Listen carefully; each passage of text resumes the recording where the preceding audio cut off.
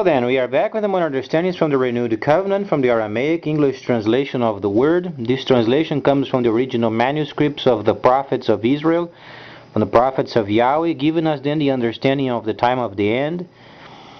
Simple terms then regarding the prophecies of the end, we find then we are during the time of Yeshayahu, the 61st chapter, and also what the Messiah said in Yeshayahu, the 24th chapter regarding the time of the end. So then in terms of then global warming, the scripture does not reveal any kind of action taken. Absolutely nothing. The best we can do is simply use coal and then double filter at the smokestack, and that's the best we can do. There's absolutely nothing else we can find in the scripture. There is no reference, no kind of any other action other than doing what's normal and being prepared for the autumn feast. Relocating people from the oceans, from the islands, and so on and so forth. But as far as the environment, there is not a scrap of scripture ever related with it. That's the truth of it. What people want to do besides, then it's their plan, but quite honestly would be a waste of resources during this time, because there are other priorities on the agenda, much more important. However, we have then a very cheap solution of using coal and then double filtering it.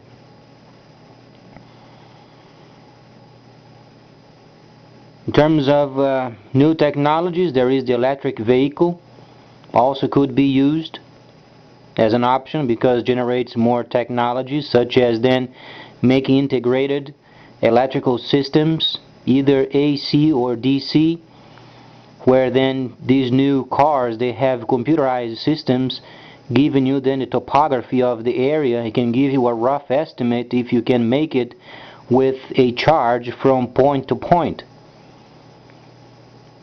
Those ATM machines that each person uses, for instance at the bank, those can be easily converted into a charging station, ATM machine at the same time.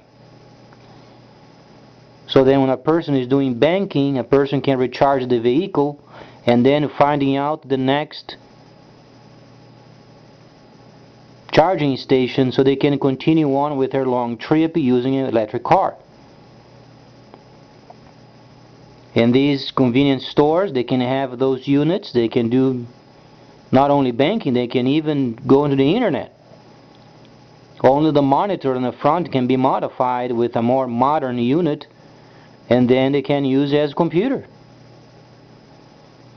Very nice and simple. Then obviously the plugs of each vehicle must be standardized so they can recharge. And then takes, in order from the president, what he wants to do, what kind of a grid he would prefer, what would he decide, what kind of a plug use, and so on and so forth. That's his decision. We merely do the work. As far as then the environment, we understand there is only an option for the time being, is using coal. We have to use the cheapest until we get our economy straightened out.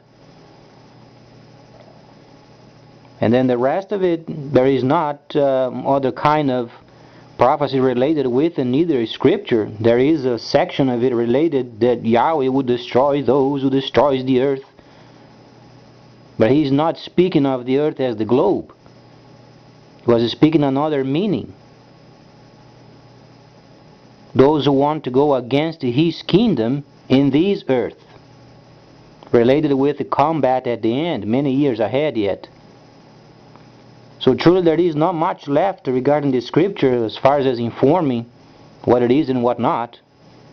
Most are related with then the near future. It would be wise reading more and refreshing ourselves then with the scripture more often. But whatsoever was spoken, other than observing what China is having in mind, and then obviously reserving our resources for further use. And as far as privatization, every country in the past, in economical crisis, they always do. Privatization is a must.